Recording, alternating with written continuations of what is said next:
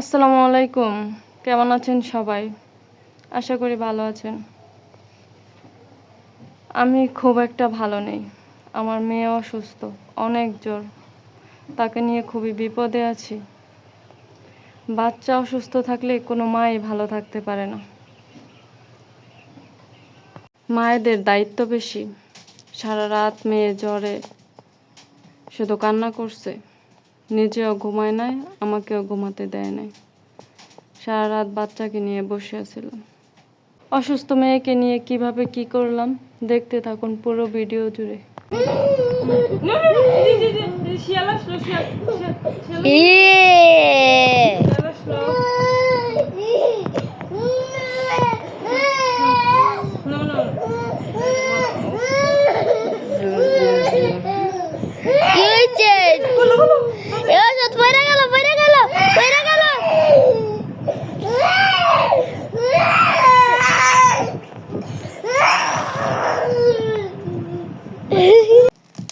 ভাত রান্নার জন্য প্রতিদিনের মতোই পাতিল বসিয়ে দিয়েছি।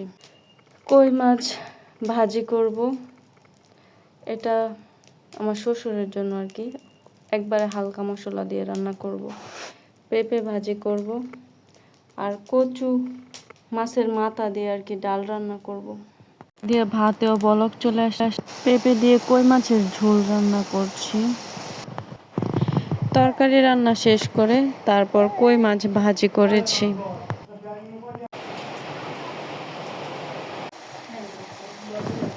কাতল মাছের মাথা দিয়ে কচু দিয়ে ডাল রান্না করছি।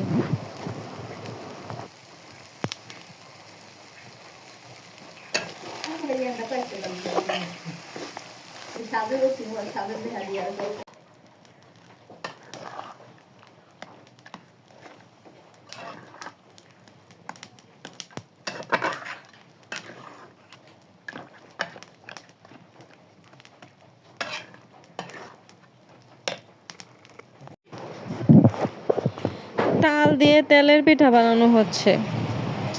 সবার দাওয়াত রইলো আমাদের বাসায়, সবাই পিঠা খেয়ে যাবেন। ভিডিওটা কেমন লাগলো সবাই কমেন্ট করে জানাবেন।